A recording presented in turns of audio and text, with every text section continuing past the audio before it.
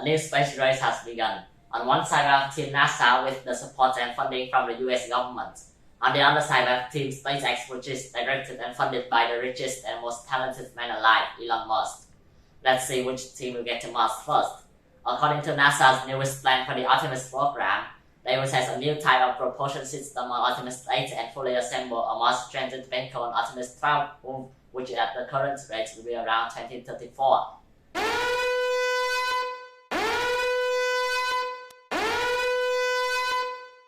So the soonest NASA can land a human on Mars is 2035. Now let's see how SpaceX plans on doing this. Their plan is consisted of 2 steps.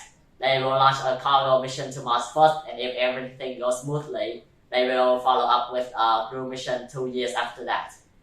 As you can see, SpaceX plan entirely depend on how soon they can get the Starship to launch, which will most likely be around 2024. So in theory, they can just launch the cargo in 2024 and the crew in 2026. However, a Mars mission needs more than just the spaceship, and it will take SpaceX some time to prepare for the mission.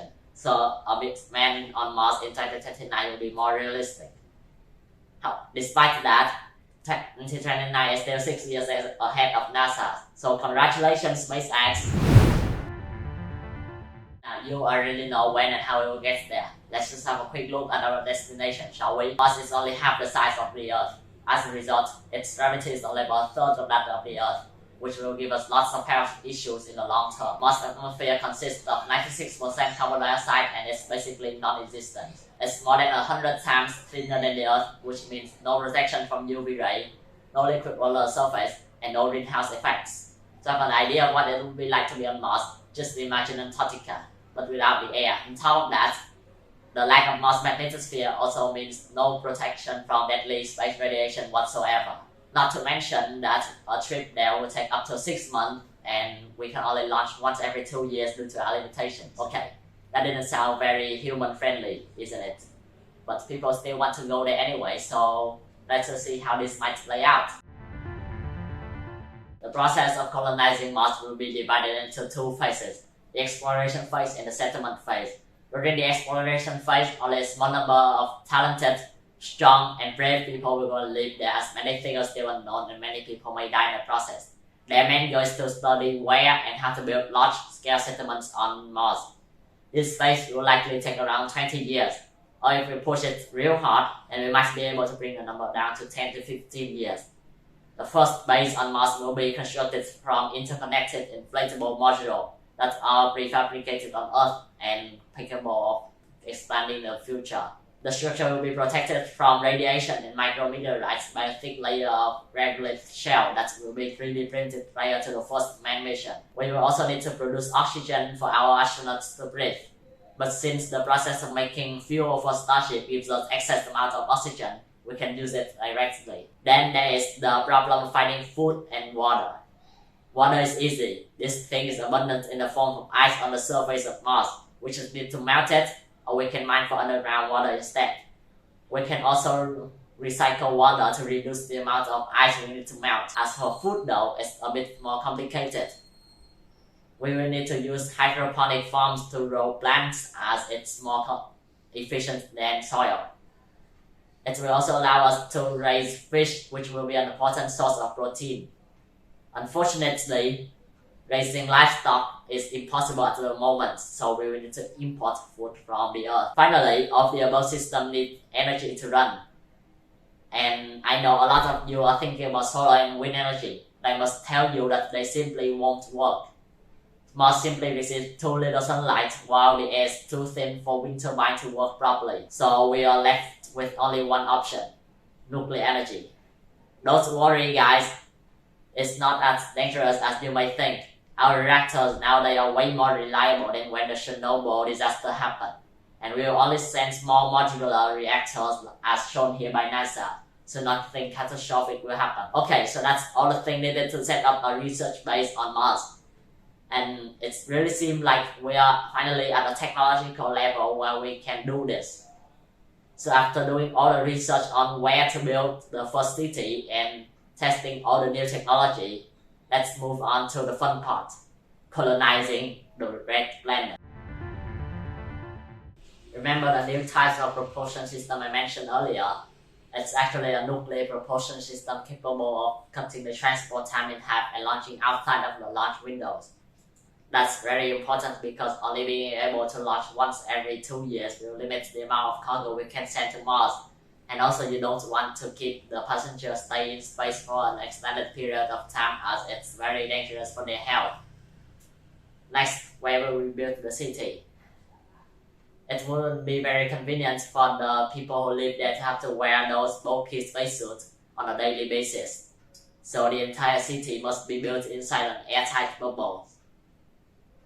Now, although I'm a really big fan of the ideas of giant glass domes, I must admit that that's highly unlikely to happen as it's very hard to protect against solar radiation and micrometeorites using glass. To shield us against the harsh environment on the surface, we might build the city underground in lava tubes. Lava tubes on Mars can be hundreds of feet in diameter and tens of miles long, enough to in-house an entire city. We just need to seal the cave, do some modification, and we're good to go. In theory, a dome on the surface with a thick shell would do the same trick, but it will need many orders of magnitude more material to build, and besides, you still won't be able to see outside anyway, so that's no difference than living underground. To supply the city with water and food, we will scale up what we already use in phase 1. We can also eat lab-grown meats for a more varied diet. As for oxygen though, we wouldn't be flying by the starship anymore, so we will need a new way to generate it. Luckily for us, NASA has already had its problem worked out. Its solution is a machine called Musk, and it works just like a tree. It takes in CO2 and releases oxygen. By this time, nuclear fusion have also become a real thing. So instead of using modular fusion reactor, we'll build a nuclear fusion power plant to power our city. At this stage, we will also need a new local government to keep everything under control. No one is doing bad stuff and further push the development of the colony. It will also need to be economically productive enough to fund itself. Although Elon Musk and many other people are talking about the ideas of an entirely self-sufficient colony, I personally think it wouldn't be possible in the near future.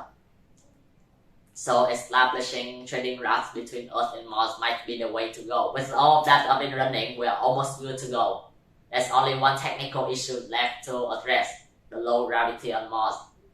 This might be the hardest of all because we don't yet have practical ways to deal with it. Early stage explorers do lots of exercise to counteract the effects, but you can't ask normal people to do the same. While building artificial gravity structures are highly impractical as it will waste a lot of space. NASA has already thought about the ideas of modifying human DNA to better adapt to Mars' environment. And I personally think these are great ideas because it will save the lives of many people.